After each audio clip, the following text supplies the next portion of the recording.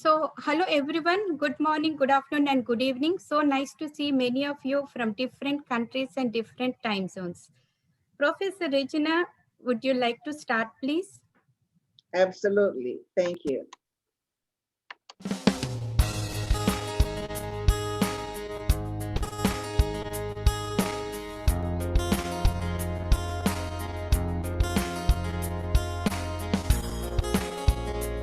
Hello everyone. Good morning, good afternoon, and good evening. As many of you have joined from different countries and different time zones, we welcome to Ka Homeopathy Study Group Pro Bono webinar hosted by Kavita Holistic Approach. Before we start, we would thank Universe for giving us this great opportunity with Gayatri Mantra chanted by Professor Regina from Brazil.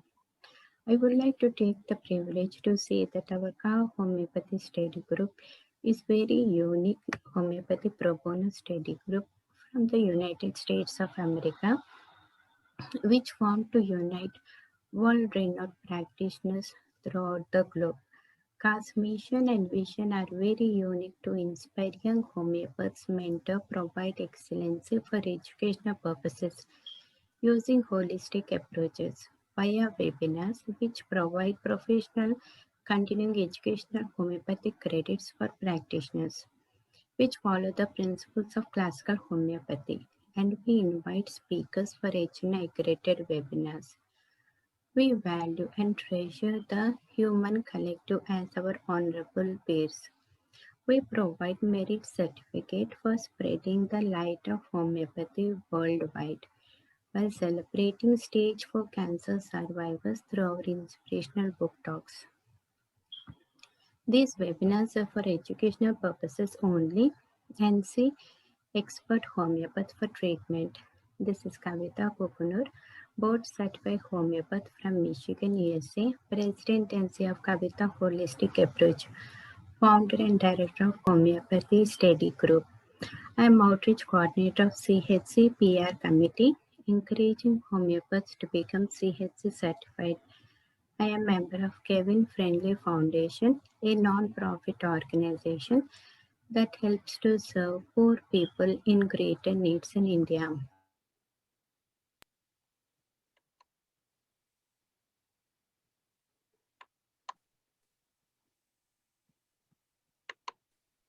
Professor Regina, would you like to chant, please?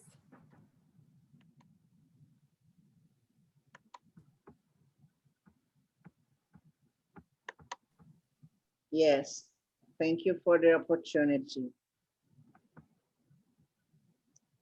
Om Bhuvaswaha Tat Savitur Varenyan Bargo Devasya Dimahi Jiyo Yona Prachodaya. Many blessings to the universe. Thank you. Back at you, Dr. Kavita. Thank you, Professor Regina. I thank Ka Homeopathy Study Group entire team for their continuous support. And this webinar is moderated by Ka family, Dr. Sweta Singh, Chief Administrator, and Professor Regina Rianelli. It is being recorded as we speak, and we are live on Facebook. We will post jot form in Zoom webinar chat at the end of the webinar. Please fill the form to receive the certificate. Today, May 16, 2021, and we are doing something different. A unique opportunity of Q&A session with Homeopath Misha Norland from England on topic that which cannot be explained by the old scientific paradigm. No introduction is needed for Misha Norland. Dr. Misha Norland is a world-renowned practitioner with over 40 years of experience. He was head of homeopathic research at the first UK Homeopathic College. He is the founder of School of Homeopathy, also a fellow and a founding member of the Society of Homeopaths, and was the first editor of its journal. Widely respected for his teaching and practice skills, he provides numerous lectures and over the years has taught many of the world's leading homeopaths. He is also an international clinical facilitator, lecturer, and author, and is also well known for his contributions to journals conferences, and new material America. He also teaches and is the principal clinical teacher for the school's international study programs. Misha loves to blend old and new ideas and to weave information together in a noteworthy and memorable way. We love to hear from the participants the topics that are unusual, like PQRS, related to experiences in homeopathic practice that is not explained. The session is planned for 1 hour, but can extend up to 1 hour 30 minutes if we have more questions. Everyone, please raise your hand if you have a question, and our moderators will connect with speaker. You can post your questions in chat also. The rest of the audience, please mute yourself so you can hear what the speaker is saying clearly. Let us welcome our honorable speaker, Dr. Misha Norland, to our webinar. Well, thank you very much. It's delightful to be here, and thank you for participating, because together we are a kind of homeopathic family, and as that family we have strength that an individual may not have. Together we are obviously a much stronger force in the world than we are as sole practitioners. So let me tell you a word about me beyond what has already been said. Actually, I've been in practice now for 50 years, because what I wrote is a little bit old now. It's quite a long time, and during that time I've observed many things, and I'd like to share some of those with you, including the strange. By strange, I mean not readily accepted by my, I will call them allopathic colleagues. There's a lot that allopaths don't share with us, and obviously the most obvious thing has to do with the minute dose. But actually, there are many things in homeopathy where we experience things that are not in accordance with what the doctors say, by which I mean the scientifically trained people say.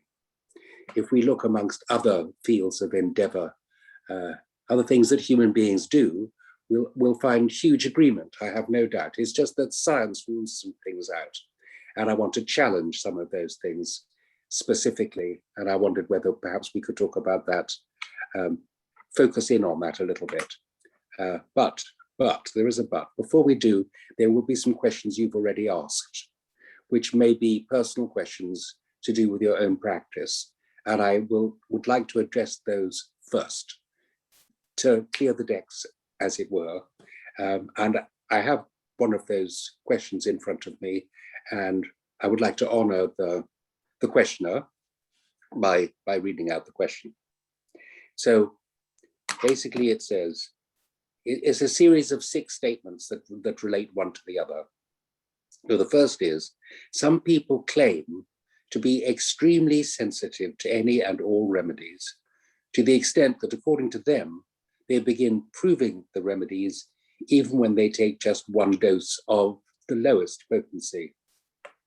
In such situations, how do we give them a remedy?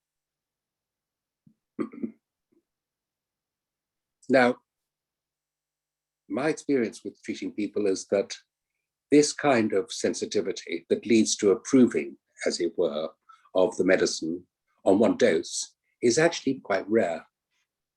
And when it happens, it can mean a variety of things.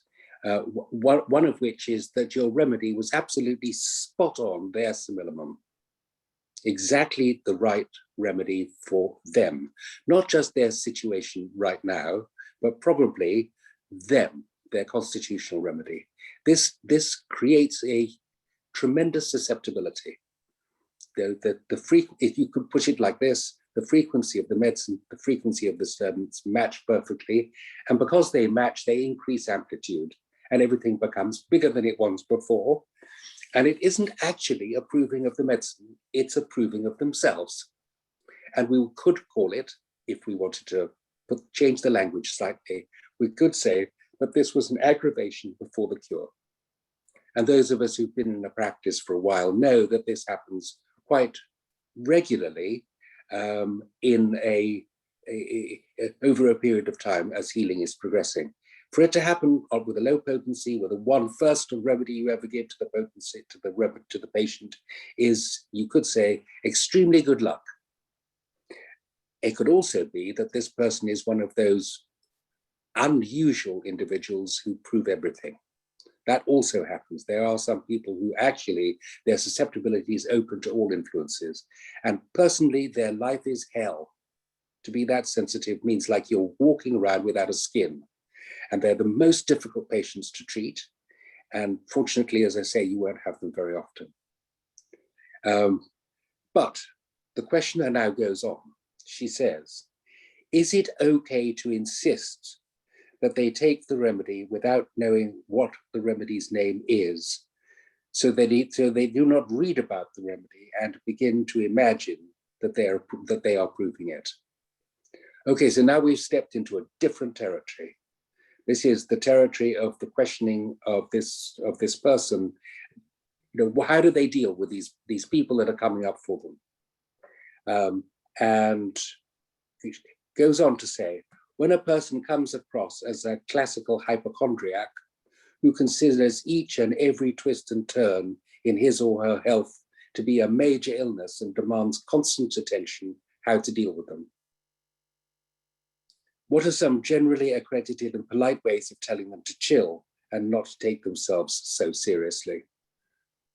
So now we've entered a very well-defined sphere of interaction, and it's easy to talk about this. So what do you do here? Some people just are hypochondriac. That's what they do. And the theory is that when they receive correct remedies, the level of hypochondria will diminish. So it's a bit like having a volume control on your loudspeaker that's turned up to max.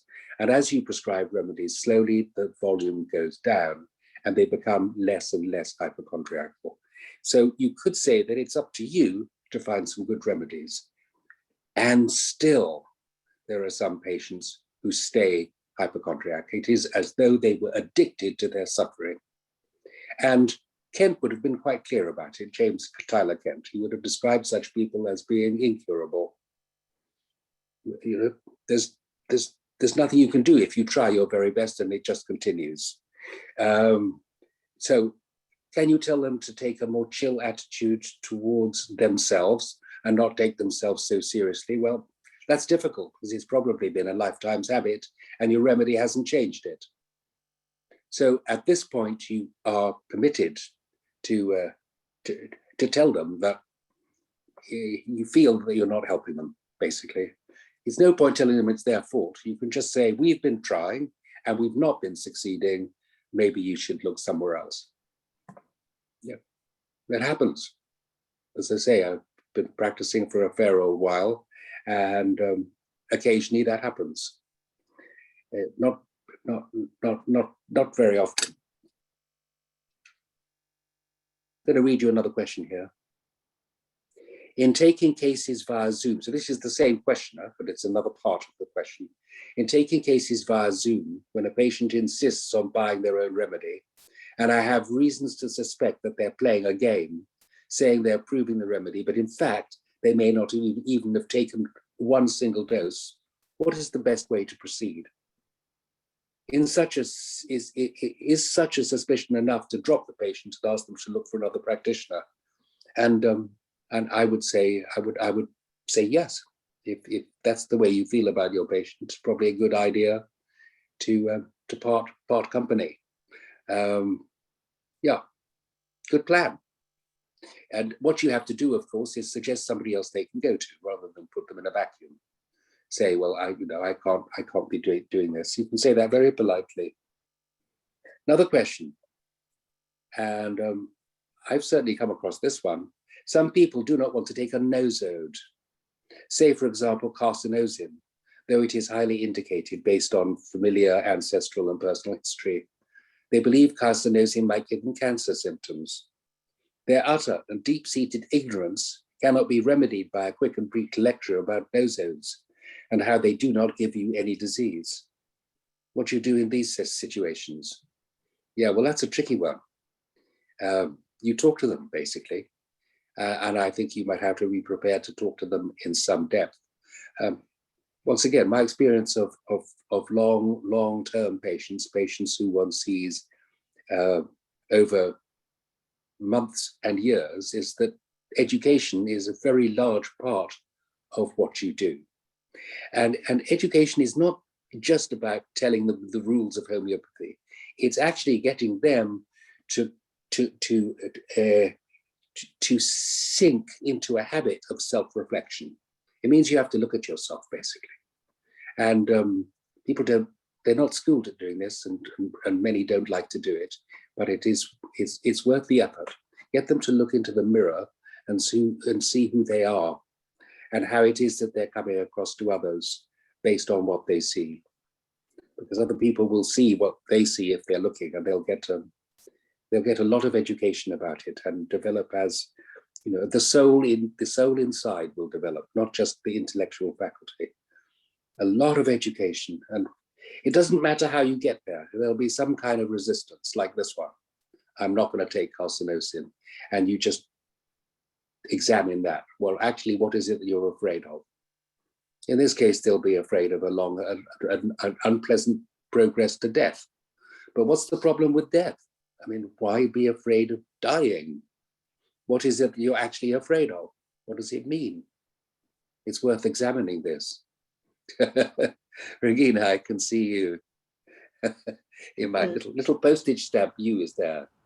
You will have some things to say about that, I know, because you've been there for a... What comes next? I mean, yeah. What comes next after the death of the body? Maybe these people are afraid of what's next. Yeah, exactly. So it's worth looking there, isn't it? Absolutely. Absolutely, yeah. What do you find? I think we go on as energy, and we keep on doing stuff that we like, studying, seeing people, helping, giving hand to hand in just a different realm. Yeah. I have two small questions, Doctor. What is the illness most difficult to treat with homeopathy? That's number one. And okay, quickly, let me answer one first. Okay. There is, in my experience, there is no illness that is most difficult to treat with homeopathy. They're all equally easy or difficult because it's not the illness, it's the person. So the person may not be easy to treat with homeopathy. Yeah. Yeah. And which was the hardest case you faced, and which medication helped the ailments for this client of yours?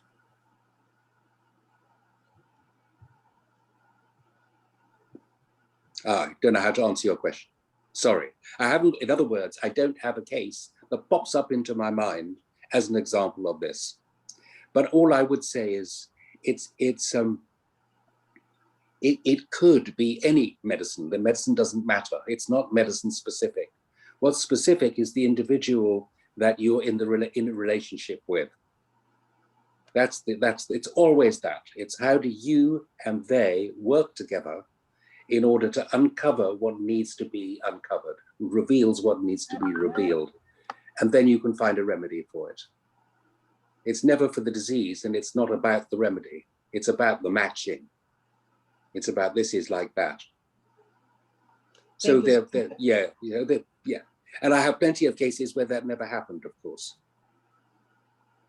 Yeah, where I have to say I was not able to fulfill my role as a homeopath, but still went on talking to the patient, because I don't tend to ditch patients. I don't usually do that. Yeah, sometimes you have to, but mostly you don't. If they really aggravate you a lot, you know, the patient who comes to your door and wants to bring their dogs with them, and they don't want to take their shoes off, and they come up your stairs into your consulting room, leaving a trail of shit on the way, not to put a finer point on it. Do you know that kind of patient? Because I've had a few of those, and I've got so pissed with them. And I've said, hey, listen, this is not working. This is not working for me. If you want to come, you leave your dogs at home and you take your shoes off when you come in. Absolutely. And that's, Japanese, and my sensei She always have a box where I put my shoes from outside, and Yeah. she handed me slippers so I could get in the house. So Yes. shoes is very important too. It is very important. You should leave your dirt outside. But she was making a point of it. You know, it's something to do with her. Who knows what her childhood was that led her to leave, to come in trailing dog shit with her. That's Something. true. She was giving me a strong message, but I got tired of receiving it. No, those Yeah. things happen. Yeah. Japanese families, this is a common attitude. Yeah. They all take their shoes out. Yeah, of course they do. Thank you very much. They're entering the temple of your home, aren't they? Absolutely. Yeah. And they treat you like they're receiving Buddha himself. They do. Yeah. When I started studying Japanese with the lady, I asked her for miso, water, Yeah. a glass of water, and she handed me the plate and bowing like she was bowing to the Buddha himself. I was so surprised. And then she said, everyone that comes in my house is Buddha himself entering here. So I take with the utmost respect. Yeah, how beautiful. Thank you for sharing that. That's really lovely. Thank you, sir. Okay, one last bit from my questioner with many questions. Sometimes for some individuals, homeopathy may not be the best way to wellness. They need to hear a piece of truth, perhaps a strongly worded and strict message, hinting that, hey, instead of looking for remedies, try straightening out your life and adjusting your attitude. Soon enough, you'll begin to feel well. But how to say this politely? So just to say to my questioner, I'm totally with you on this page, but how to say this politely? Yes, indeed. Sometimes you have to say it unpolitely. Politeness is not always the required medicine. I'm just saying. What's most important, you have to be real and not pretend or fudge. Be real, be who you really are. Present them with the you that you are, with your integrity. Yeah. And sometimes you're going to get it wrong. That happens. Sometimes you get it wrong. Cheers. Yeah. So what about the strange? What about the odd? Have any of you got anything that you might say there?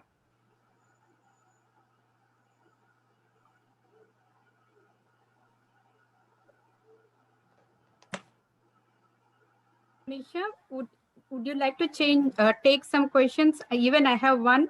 I would go first, then we will have chat questions. Is that okay? I'd love to, but I'd like a question to be related to the topic, if possible. Yes. So the topic is things that you've experienced that that scientists would have a problem with. Right. So when we search homeopathy on Wikipedia, within the first sentence, we find it described as a pseudoscience. Yes. How did this happen? And what can we do to reframe our healing art? How can we remove ourselves from the old definition so that we are seen as practitioners of an effective therapy?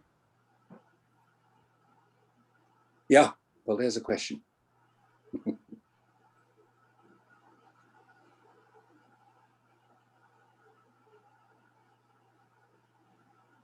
Well, I'll put the ball into the court just to get us started, and then perhaps we can let the question go broad. How did it happen? It happened because a group of people decided that they wanted to make mincemeat out of homeopathy. They decided it was a pseudoscience and it should say so on the front page. And they did so powerfully, and they used the Wikipedia agenda to block that. We can't change it anymore. You know, you're meant to be able to change Wikipedia. This one's got fixed. So we know that there are forces out to destroy us. but we've probably known that for a long time, even without Wiki being there. The question is, what are we going to do about this? Perhaps we're presenting ourselves incorrectly. We make ourselves vulnerable to being attacked as a pseudoscience if we say that we're scientific. So one possibility is to drop that part of our teaching. You know, George Vithoulkas wrote a book called The Science of Homeopathy. Marvelous book. I think it's fantastic. So I'm not questioning George over that at all. Just the title. At the time that he wrote it, calling it The Science of Homeopathy seemed fine. But maybe that isn't fine anymore, because we're going to get blown out of the sky or the water, wherever it is that we are, if we say that. There are some things it may be wiser. For instance, if we called ourselves a mystical practice or just a healing practice, rather than a science, it might be a little bit easier. Because healing isn't blown out of the water. People know that healing happens. It's just that we unfortunately have crossed over a line. It's a credulity line, and we've fallen on the wrong side of it. I personally think we do better to call ourselves healers and artists rather than scientists. However, enshrined within homeopathic methodology is some really good empirical science. Empiricism has a definition, and I think we can still hold with that. It's just the word science. I really think we should drop it for our own protection.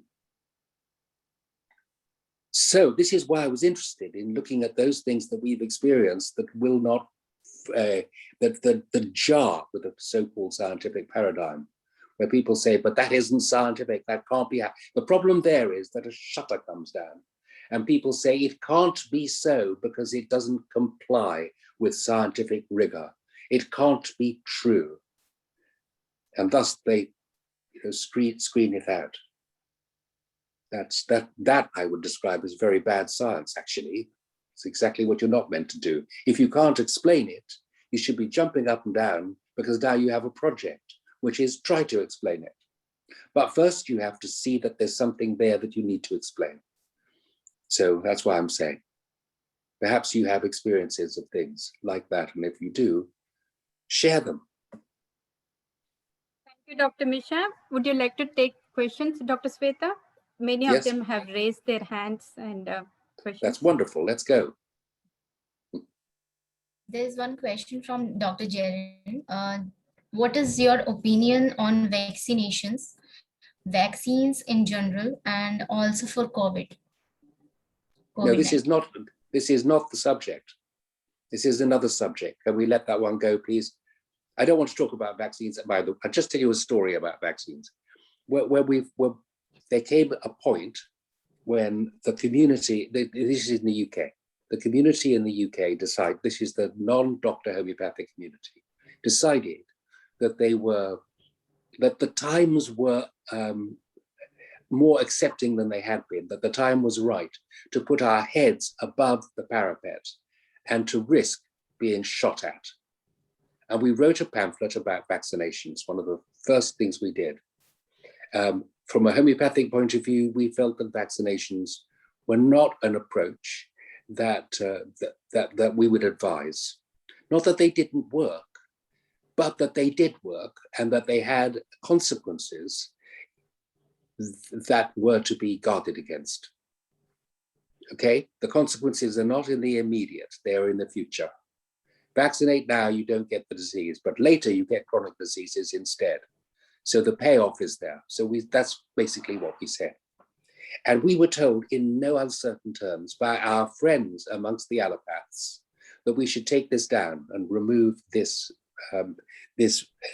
pamphlet from circulation immediately.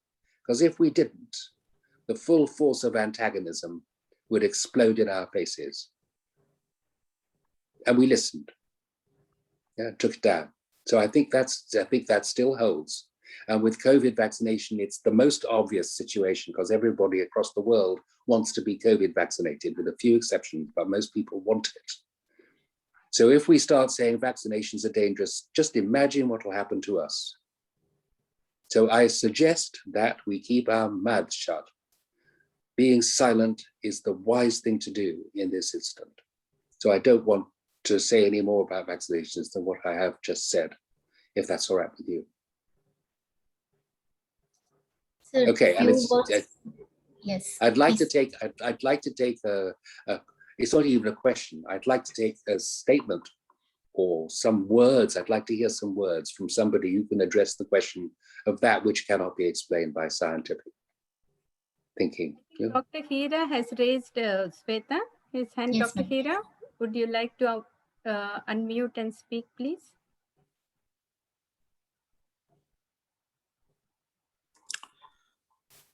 Good evening. Hello, nice to see you. Hello, good evening. I am very happy to hear you and see you physically. Because it's great, it's a long time. I have been a direct disciple of George Vitulkas in 1996 to 2000. Right. I have been with him. I have learned under him. And it's true that he has done a lot for homeopathy, but we need still to do a lot. Because we have been abused, that we have done very little to establish more firmly, to win the recognition of the modern medicine community. And the pharmacology or the modern medicine people are always suppressing us from all the things that we still are doing. We hardly have difficult cases in our lifetime, 1 or 2. And when we present 1 or 2 case studies, they don't accept 1 or 2 case studies that we have been given in journals or whatever. They don't accept. They want 10, 20. They are not ready. Even in this COVID situation, we told them, in a ward, you give allopathy. In another ward of the same hospital, you give allopathy and homeopathy and see the results. Automatically, you will find what is good. We are more clinicians rather than scientists, as you told. So you decide on your own self. You have scientists, you have biologists, you have microbiologists, you have pathologists. Find out how our remedy help them. It is for you to decide, because you are at not accepting us that we cannot do anything. So this society, the modern medicine society, the pharmacological society, which has been always dragging us down, the homeopathic fraternity all over the globe should find some ways or means to show that it is not only the subjective symptoms that the patient is being cleared of, but definitely the objective situation, maybe in kidney failure,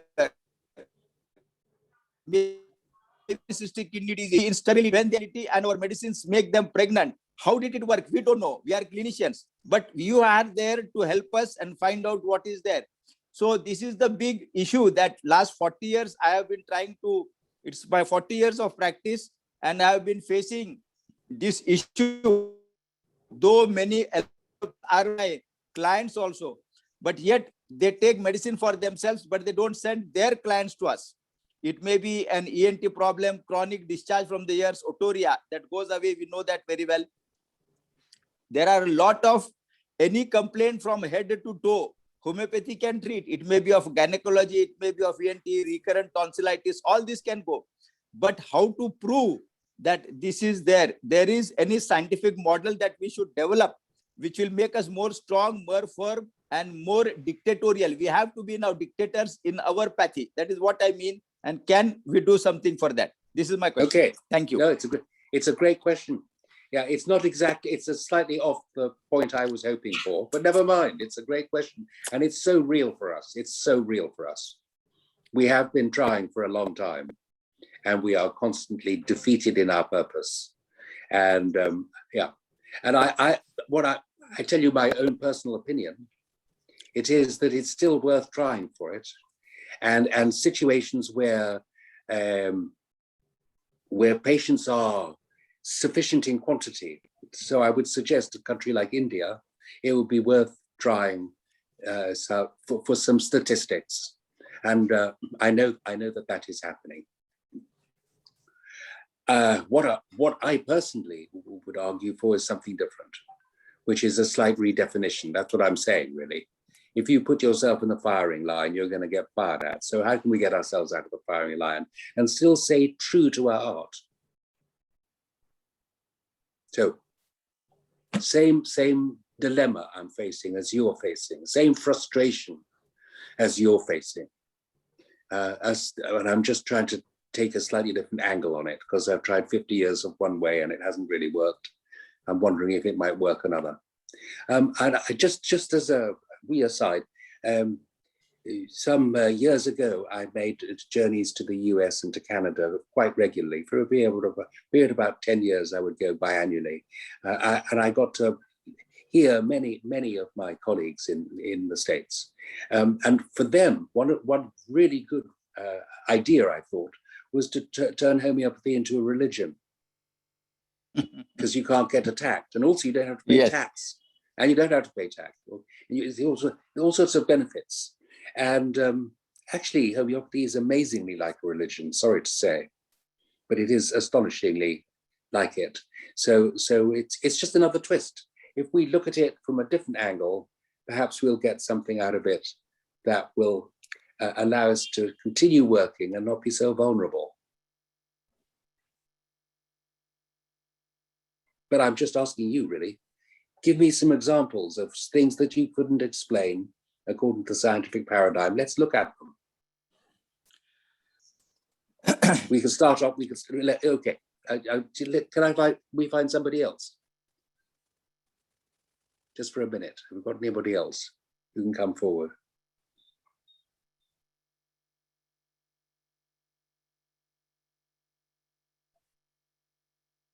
Dr. Agarwal, please. Okay. So I'll give you an example about skin diseases. We have around 65 psoriasis cases that have been treated in our clinic in last 20 years. Okay. We had created a data. We have shown them the photographs before, during, and after. We have video recordings of that. Yet they say this is not approved by them. I don't understand what they mean by that. Okay, even so eczemas. You're not the only one who has this experience. We all do. We present them with material, we try to follow their protocols, and still they say this is not convincing us. So what shall we do for that? Any remedy for it? Yeah. We are also aware that if somebody is dissatisfied, they are dissatisfied, or whatever you give them the best, yet they are dissatisfied. That's right. But there has to be some point where we should meet them, and there should be some sort of friendship that, yes, because we are not getting any cases directly from them. Whatever we are getting cases, we are getting from the patients itself. No allopaths send any case to us. Yes, well, very occasionally they do, I have to say, but it's an exception. Very occasional. Very occasional. It's an exception. Yeah, you're right. We have to drum up our own business. That's absolutely correct. Yeah. So I personally feel that we homeopaths all over the globe should come together and find some ways where we can really work with a central understanding. There has to be some sort of an protocol that we as homeopaths should follow, that will create an impact on this scientific society, so-called scientific society. Good idea. Let's this do it. Webinar will help in getting all the renowned homeopaths and integrate. That's a very good question which everyone is having, as Dr. Misha was saying and Dr. Hera. So we hope the best. Yeah, Thank you. Absolutely. Yeah. Thank you. Thank you, Misha, a lot. Thank you.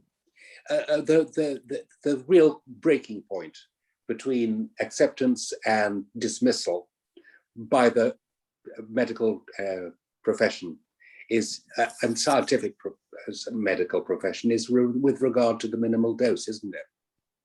The moment there's nothing in the pills, they say it can't work because there's nothing in them. And we can't say there is something in them because there is nothing in them. It's true, the pills have nothing in them. They are empty of substance, of thing. There is no thing, right? Yes. It's like the spiritual path. There's no thing there. The whole idea is that it's not based on things. It's based on no thing. Right? Very true. Very true. That's why I say homeopathy has got a lot in common with religion. With spiritual practice, I should say, rather than religion. In fact, it is a spiritual practice. So if we reframe it that way, we're going to lose some and gain some. But we'll lose this central fracturing point. There's nothing in the pill, therefore it cannot work.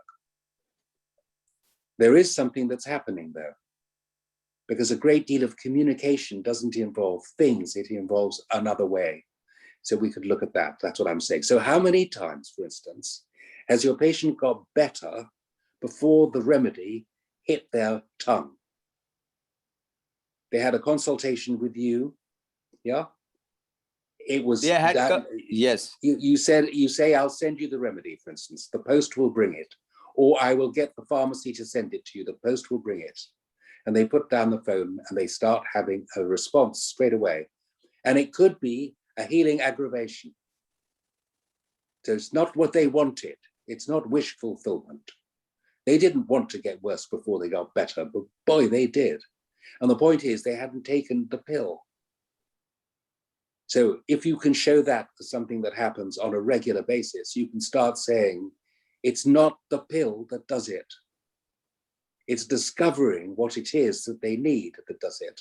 And the transmission of that information doesn't require the physical pill, because the physical pill, as we all know, doesn't contain anything. It's been succussed and diluted out of existence. It's something, that's what I'm saying. We need to just reframe what it is that we do. See, we do homeopathic provings quite regularly. And some people would say, I don't want to take this pill. They didn't know what it was, of course, everything's double blinded. But they say, I don't want to be part of the proving, for instance. And if they're susceptible to the remedy that's being proved, they become provers, although they didn't take the pill. And it's really galling for them because they say, I didn't want to. So it overrides the I want, which is at a conscious level, and goes straight to another level at which the information is transmitted. There's no pill there. We've had students who are our provers not turn up for the proving meeting where everybody took the pill because for some reason they couldn't. They were at home or they were in some other location, they weren't there. And again, if they were susceptible, they got the information because they were part of the group. So many things like this occur, and they occur all the time, in our practice and out of our practice. But we don't listen to this evidence because we say to ourselves, this can't be true. So a part of our mind shuts off, just like Wikipedia says homeopathy is a pseudoscience. Something is shut off and they've damned us without a proper examination. They just say it can't be true. Gone. There's a lovely story about Pearl Harbor, the bombing of Pearl Harbor. It concerns a group of individuals looking at the radar systems that were set up by the US, and they saw the flight of aircraft coming over to bomb them. And they said, this can't be true, it must be a flight of ducks. But we should report it, they said, but we can't report it because they'll think we're idiots and we don't know how to read our screens, so they didn't report it. Pearl Harbor was bombed. And then they said, oh, guess what? So this is like blotting out your mind. You know, you see it on your screens and you say it can't possibly be. It can't be, it's not possible. It's just one example out of a million. It's just a memorable one. We don't see what we don't want to see. We only see what we want to see. We see what we expect to see. We don't see what we don't expect to see. It's human nature. We all do it to a certain extent. If you start looking for it, you'll start seeing it everywhere. Call it what you will. The unexpected, the strange. There are people who make their living seeing the strange, don't they? Clairvoyants do it all the time. It's yeah. Spiritual masters do it all the time. They see what other people do not see. Not all spiritual masters, it depends which ones, but I'm just saying. So you put it in the right context, you frame it in the right frame, and you see it. So we need to change the frame around homeopathy, it seems to me. There's nothing wrong with homeopathy, it works, we know that. And boy, does it work. So why is not everybody seeing it? Why isn't it on the hoardings of the, well, you see it in India, of course, homeopathy, but other countries, why are people not exposed to this wonderful healing art? It's very enlightening session, Dr. Misha. We have many questions in the chat. And Dr. Sweta? Yes, ma'am. The next question from Dr. Amita Patel. Could you discuss possible causations that may have occurred prior to the person's lifetime? Sorry, you just bear with me. Read that again. Could you discuss? Yeah. Could you discuss possible causations that may have occurred prior to the person's lifetime? Causations prior to their lifetime. Yeah. See, I can just give you an opinion, and that is that at one level, lifetime is continuous. At a certain level, it doesn't begin. It looks as though you're born, you have a life, and you die, and as though the I, who you are, comes and goes out of existence. And at a certain level, that's true. Certainly the body that you have comes and goes out of existence, and certain aspects of I come and go out of existence, I have no doubt. But something remains as well. And that which remains can be thought of as having components. And some components are attached to the earthly existence. So even though the I is gone, the attachment to the earthly experience continues. It's like they are bound to us. I think they're called skandhas, aren't they, in Sanskrit? I think. They're like memories that remain. There's another part which remains, which is not attached to the earthly part. And I won't talk about that, but I'm just acknowledging that that exists as well. I'm specifically relating to the memories that continue beyond death and that pop up with you in your reincarnation. So if you're okay with the idea about reincarnation, then it's absolutely clear that the things that happened in your past life will be carried through and leave traces in this life. So it's a continuity of experience. Anyway, whether this is true or not makes no difference to the way in which you unravel the case. Unless, of course, the person who's giving the case believes in reincarnation and tells you about former lives, in which case you take it very seriously, what their experiences were in former lives, because as far as I'm concerned, there is only life, no former and after. There's just a constant stream of life and of experience. And the person will tell you about that all the time, because that's all they can tell you about, because everything will be viewed through this consciousness that they have that isn't actually the I, but the I gets attached to it. So they say, I this, I that, I the other. But it's actually the experience is continuing. Whether it belongs to the I or not is irrelevant. It is just the experience that travels along. And this experience has perceptions, and it has delusions, and it has sensations, and of course it produces physical symptoms. And that's all you need to know about, all those things. You don't need to ask the question, what is the causation actually? Although if you have it, it's nice. I fell off the ladder and I was bruised is a useful causation. But in terms of finding the remedy for the person, it's no longer of real relevance unless it happens all the time. They're always falling off ladders, in which case it's really important. But it's not the causation here that's important, it's the pattern. So the pattern of experience is what you, the homeopath, are looking for, and you're going to match that with a similar pattern of experience of something in nature that you understand because you carried out approving of it. So you match the pattern that emerges through the proving with the pattern that emerges through the life in the patient in front of you, and hey presto, your job as a homeopath is done. Sometimes it that can take hours. Sometimes it can be very simple because the person comes with an acute manifestation, and then it's easy or easier.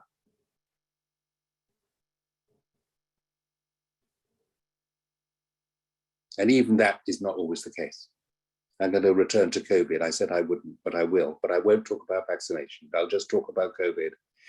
COVID is rapidly mutating and changing, and it comes up with symptoms that have some respiratory center, of course, and that makes it very transmissible because you just breathe the air that somebody else has coughed out and you get it in. So its means of spreading is easy, but it's not always so easy to treat. And across the globe, homeopaths have been talking about genus epidemicus, and blow me, everybody's come up with a different idea. So we have established one, and now this is a little bit new. So sometimes acutes are not that straightforward to treat. They should be, but it's not always that easy, just saying. People might get better from the remedies. That is generally what has been experienced, but some of them go into a slow degeneration afterwards, a long COVID, and then it gets to be complicated. So in the acute phase, it may be simple, although we're not as simple as saying, just take this remedy for COVID. You have to be individualizing in every case and in any case. And then it doesn't necessarily end in a quick recovery as you would expect out of an acute. So my suggestion is that COVID is actually not an acute. It's something else. And we have to be very good homeopaths to help our patients with that some of the time. I know some of you may have been treating COVID. I don't know whether you've had cases. Yeah, we tend not to get very many because, as you said, allopaths don't pass on their cases to us. But via the network of our own practice, we might have received COVID. I've received people asking me for my advice, and I just treat as I normally would. It doesn't seem to be that complicated, actually. But what happens next is, if they don't get fully better and they just sink into symptoms that look a bit like ME, right? Long COVID, that's problematic. We're into a whole chronic case there with deeper susceptibility. I can see Curtis James Nielsen, is that how you pronounce your name? I can see you nodding in a little postage stamp sized picture of you that I have on my screen. Yeah, thank you for nodding. It's great to have. Yeah. Good. Yes, we have another question from Julia, Dr. Julia. There is some evidences that show that very sensitive patient can feel the remedies by touching and holding them. Yes. Have you ever dealt with this phenomena? Yes, actually, Hanuman talks about it because he talks about different ways of transmitting the dose to the patient, of which taking the pill or taking liquid are just two ways.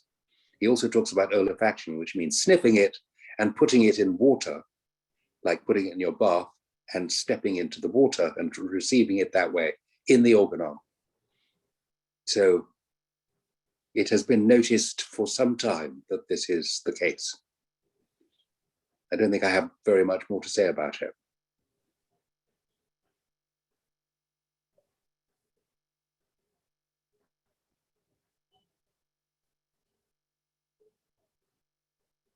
We have one question from Dr. Erin.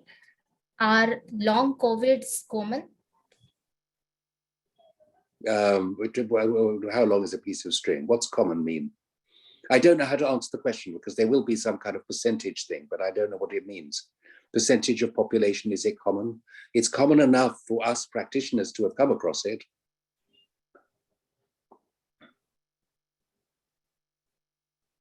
It's quite a deep thing, COVID. It's just, you know, my teacher in homeopathy used to talking about the 1918 influenza virus, the one that killed millions, killed more people than were killed in the war, in action in the war, more than the soldiers. It's millions, millions, millions. He used to say it's the killer that doesn't kill you, but sometimes it does. It's serious. That's why we're all so frightened. It has a serious potential. It does actually kill people. You have to be all right about that.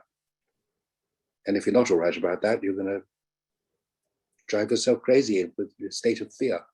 And the fear is very dangerous. It could be argued that the fear is more dangerous than the virus. And that makes sense to me. And then, of course, there are all the things that we do because of the fear. Like wearing masks is just the tip of the iceberg, but it's not good. What is it like for our children if all they see is masked humans walking around the place? I mean, it sends out a pretty desperate message. But lockdown and self-isolation and all of those things, this is shutting our schools. I mean, it's shutting down the economy is the least of the problems. Well, it could be. I mean, we could go hungry. But I'm just saying, all of these amass to a response in us that is very dangerous. And actually, it's all COVID. It's all because of our response to COVID. This is the COVID phenomenon. It's serious. We're in the grip of something serious. And then we have to ask the question, why? Why is this happening? There's the question, is there something that I'm doing that is bringing this on me? Is there something that we are doing as a human race that is bringing this on us, that we should be susceptible to this virus?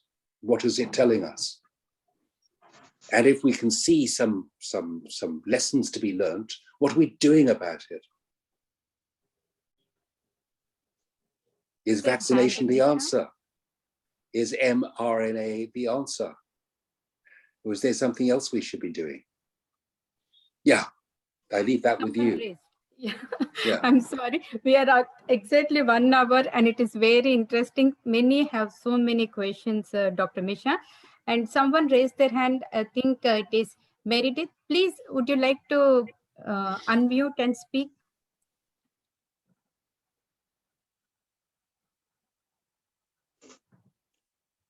I think I saw their hand raising. Okay. Meredith, you're being calling.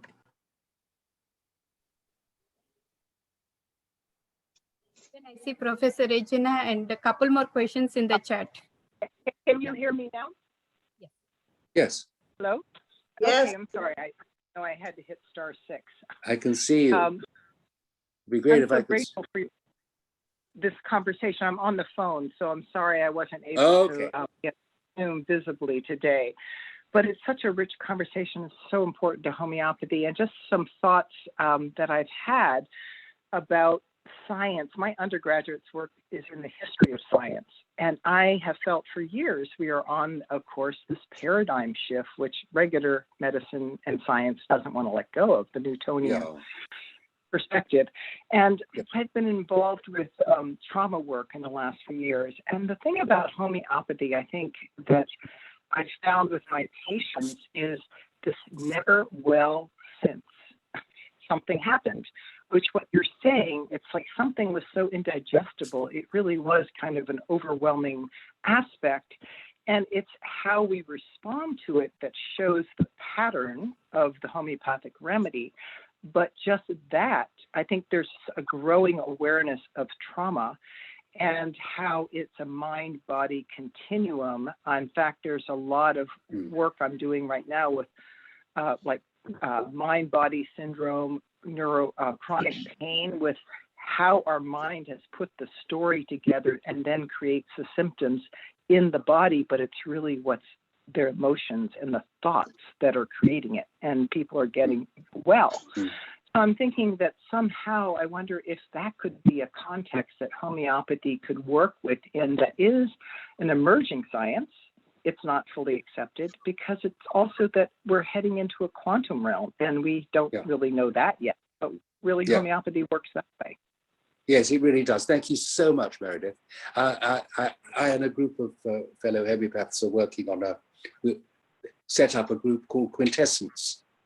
You might like to check it out. Quintessence. And where would I find that, Misha? Quintessence Forum. You will find it in Facebook, and you'll find it on the web. So we're a group of people looking at looking towards the shift, the paradigm shift, and of course we look to the work of quantum scientists in order to make a bridge to the scientific community. Mm-hmm. Mm-hmm. I'm amazed that the research that's coming out in trauma and chronic pain with this same patterns. I mean, they're seeing it as the way the brain puts it together, but we know it's really the delusion of the way people default into a certain orientation of putting together their world back together again that is not quite the way it was beforehand. So I think there's something we can really contribute right now in the midst of, even they're treating long COVID this way successfully. Yes. Well, please keep talking to us. We'd just love to hear everything you have to share. It's so interesting. Okay, I'd love to so much. And it's such an important conversation. Thank you for creating the space for us all to be here. Where are you calling from, Meredith? We can pass the information to. From where you're calling? I'm calling from the U.S., Oregon. Oh, wonderful. So we will share the information in regarding to that group in our emails or in the newsletter, and we will share it with you. Thank you so much for that interesting question. It's very good question. Okay, thank you. Do you know how I unmute? I mean, I'll try *6 again. That's it. You've done it.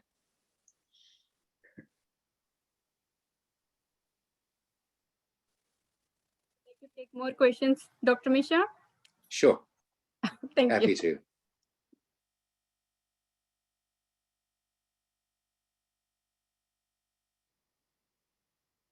Dr. Sweta, would you like to read, please? Yeah.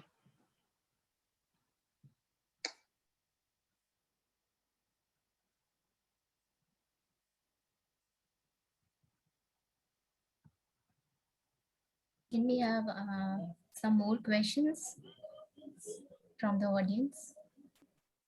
Yes, please. While we are waiting, I did receive one question, Dr. Misha. So saying like, can homeopathic remedies change people's behavior from rude behavior to sweetness?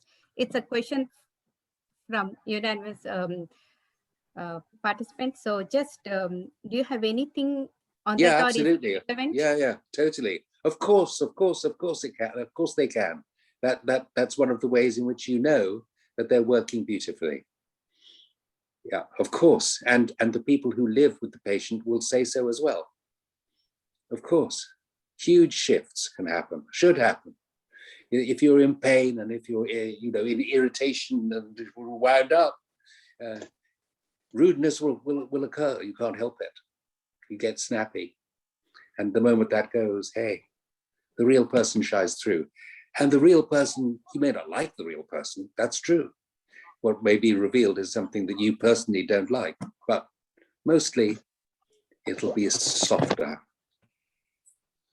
much softer. Yeah. Hey, but we know the reverse, eh? The remedies are given and the couple split up because they can't bear each other anymore because the reality is revealed. And you say, oh, this is great. At least you know where you are now. You're out of one hell and you're into another, which can evolve. That's the point, really. Any state that's stuck and isn't in flux and changing is potentially is not okay. Movement and flux is the rule of life. Life moves. It is the way. It is the flow. That's how you can recognize it.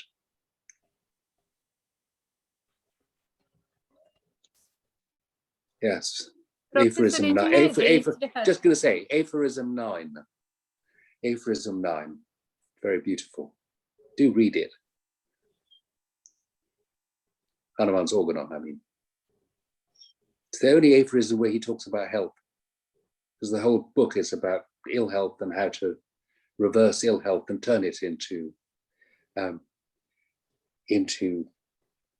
beauty, enable it to live with its truth. So he only talks about that once in one aphorism, talking about the higher purpose of our existence, because if we're healthy, that's what we can achieve. You could even take out the word highest if you want, just the purpose of our existence. Most of us know that we have one.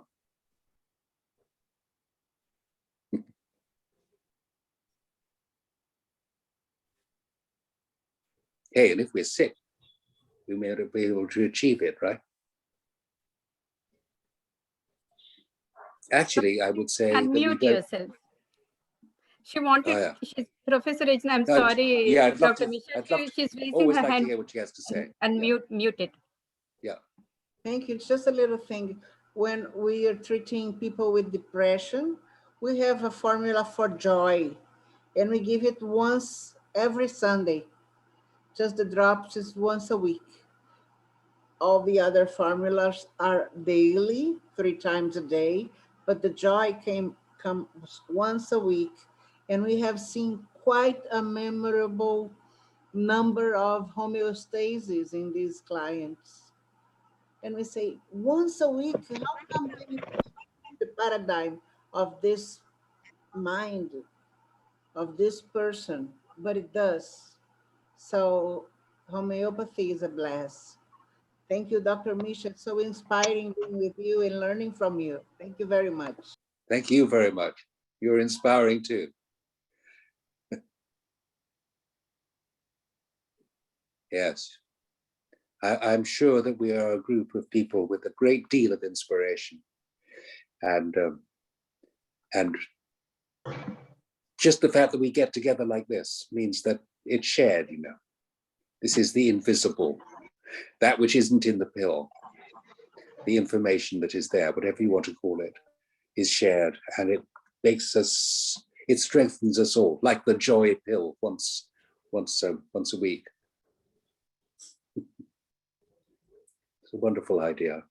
A wonderful thing you do there. It's not an idea because you're doing it. Yeah. Good. So we could just be wrapping up. Just we have one more. Yes, we have one more question. There's always space for one more. What do you see as the difference between what is in a 1M and a 10M of the same remedy? Well, if you're a pharmacist, it's obvious. It has to do with the number of succussions and dilutions that you've subjected the remedy to.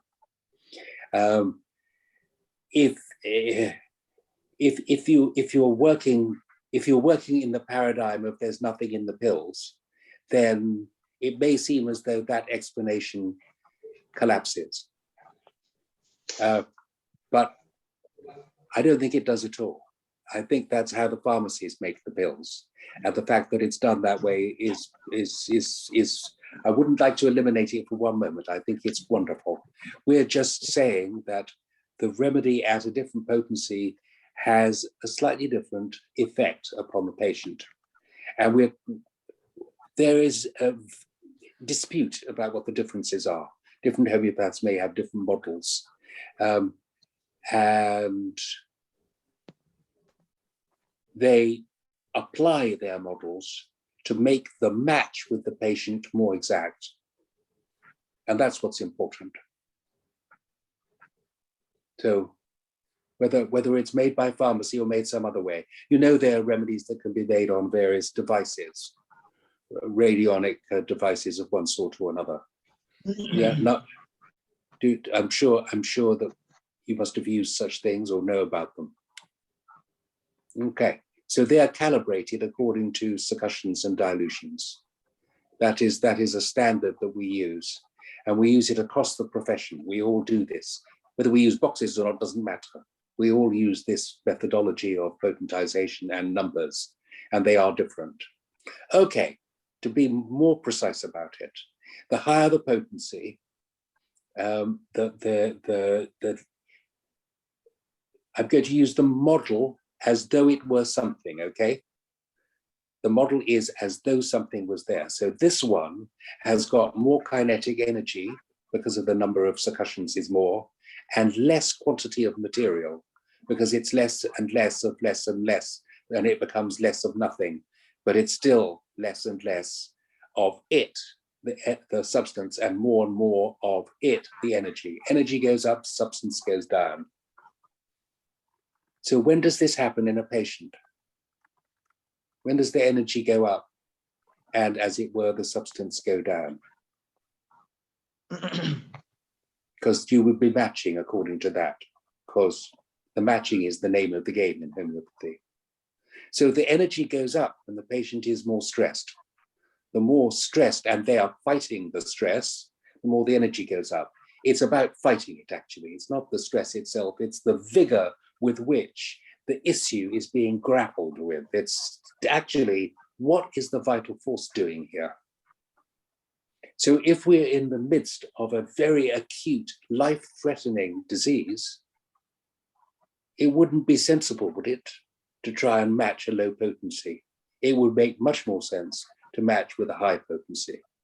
So you may remember the old homeopaths, by long dead and revered by us, our old masters who taught us what we know, saying things like, carbo-veg is the corpse reviver. But it wasn't just carbo-veg, it was a potency as well. Do you remember that? Did you receive it that way? It depends who or which lineage of homeopaths you come from. But according to my lineage, the potency was CM, and it was said by Margaret Tyler. Okay, Margaret Tyler said, if you were in that death crisis, give a CM. Don't mess around with lower potencies, go straight in there. But with intense pain, deep anguish, where the vital force is fighting a battle for survival, give the highest potencies. Did you receive that teaching? Is that familiar with you? More or less? The lower potencies are for the intermediate stuff, and most of it's intermediate stuff. So mostly we don't use CMs. Mostly we use the potencies in between.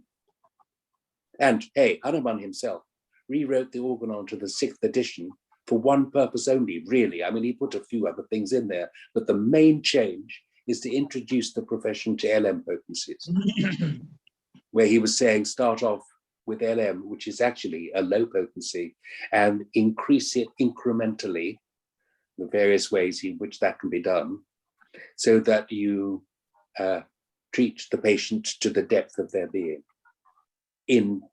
in time, so that changes can occur at a physical level during time, and you can keep on repeating the remedy until they're cured. Now, I'm not saying that the 6th edition is the only one to go with, and that the 5th and the 4th and the 3rd and the 2nd and the 1st were all incorrect. That clearly isn't so, but there are different ways of doing it. So with regard to potencies, there are many different things that are said over the years that homeopathy has evolved. Thank you.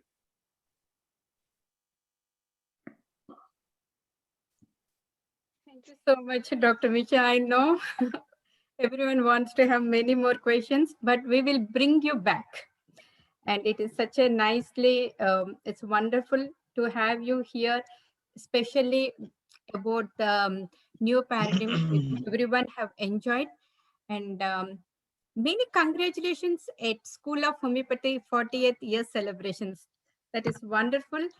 And once again, thank you so much, Dr. Misha, for your gracious presence and precious time. And we would like to take privilege to honor your presence today at our caste study group with our caste certificate. Kindly accept it from our team. Thank you so much. Thank you so much. And lots, oh, that's lovely. Thank you. That's lovely. Yeah, thanks so much. And I just, bless you all. Bless you all. Thank you so much, Dr. Let us all go forward with love and joy in our hearts, but mostly love. It's the greatest healer of all, isn't it? Yeah, thank you so much. Thank you, thank you, thank you.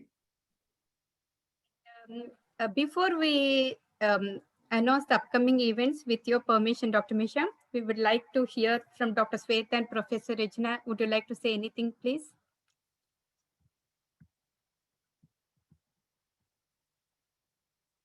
I am deeply touched by your wisdom and by your homeopathy experience, Dr. Misha.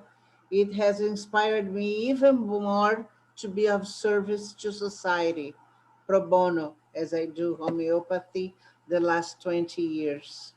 And I know this is why I have stage 4 lung cancer with metastasis the past 13 years. I have operated the right lung and took a mass size of a melon. And I did 200 C of a slice of the tumor and took it. And then it came back and spread all over.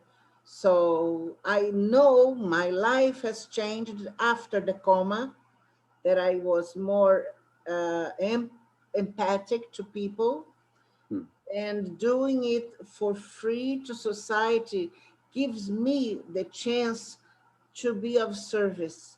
Each day during the pandemic, knocks here in my door, 3 to 5 clients asking a refill for their treatment.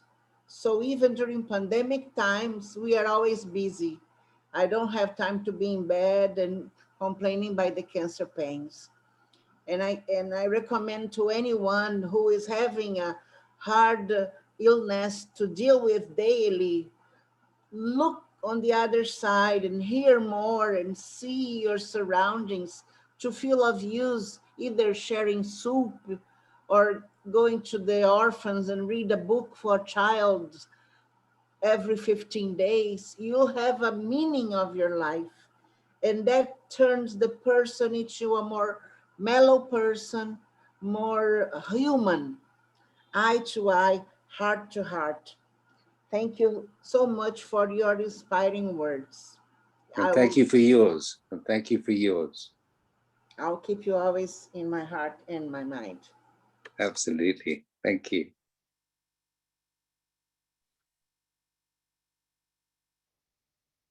Thank you so much, sir, for this wonderful session, Q&A. And thank you for patiently listening and answering all the queries, and for being so kind. And I feel fortunate that I got this chance to hear from you, your wisdom and experience. Thank you so much.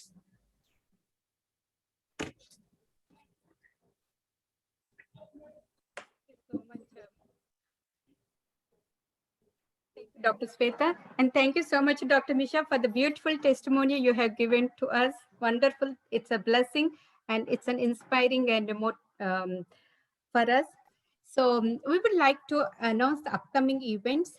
On June 6th, we have Dr. Subhash Singh, Director of National Institute of Homeopathy, Calcutta, on topic clinical research on COVID and organon. And on June 20th, we have Dr. Sachindra Joshi and Dr. Bhavishya Joshi on how to prescribe birds using MAP. And we have many more homeopaths lined up for the KHA webinars. I thank KHA Homeopathy Study Group team for the continuous support, and we have many volunteers who have joined today. Thank you so much. And for all the participants for their presence and undivided attention. We thank many of them from New Zealand, Switzerland, India, USA, South America, Australia, and Brazil. So thank you so much. And we always honor the past, accept the present crisis, pandemic, and we always thank universe and all the dignitaries of KHA speakers at our webinars. Thank you so much, Dr. Misha, once again. And stay tuned to our future webinars. Dr. Sweta, would you like to wrap, please? Yes. Thank you, everyone. Thank you to our speaker and to all the viewers today. For all the recordings, previous recordings, and for recording of this webinar, you can subscribe our YouTube channel with the name Kavita Kuknur.